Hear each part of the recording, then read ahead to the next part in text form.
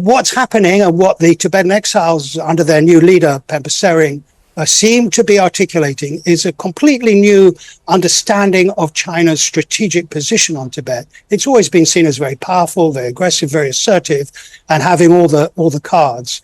You know, most complaints from Western countries about China's policies in Tibet have focused on the human rights issues. But this bill, this congressional bill, that they call it the Tibet Resolve Act, really is moving away from human rights as its focus to history as its focus.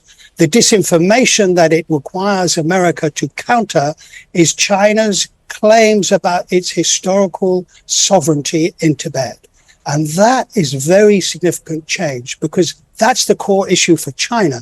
It's not really concerned about criticism of its abuses in Tibet.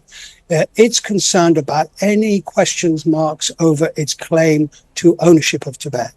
And the bill, the delegation, and basically all these things were all written by Tibetan exiles. The Americans are really just performing to the exiles' request. That bill makes very clear that China has claimed historical ownership of Tibet in many different ways at different times. It keeps changing its narrative on when Tibet became part of China. For many years, until 2015, it said Tibet became part of China in the 13th century.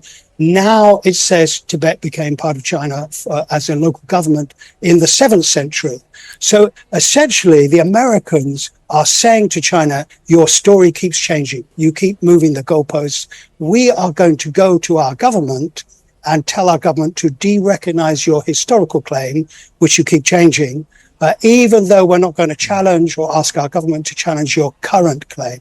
So there's an interesting kind of division here between current sovereignty, which they're not disputing, the Dalai Lama isn't disputing, and historic claims, which is what China desperately wants other governments to accept. So this bill and this delegation has a more significant cutting edge to it than we've seen in the past.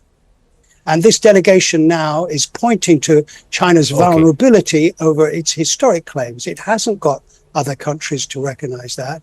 And so India is in a position to say to China, we have something that you very much want. We have many things that you very much want on the Tibet issue. These are crucial to your security. Tibet is 25% of your landmass. The Dalai Lama is a far more charismatic figure than any other leaders that have come out of China.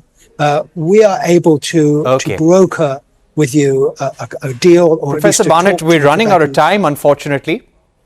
Thank you very much for those great insights. You're an expert on Tibetan history and what's going to happen there in the next few years and decades. Thank you once again for joining us on the program. With that, we come to the end of Global Eye. Thank you for watching. Goodbye.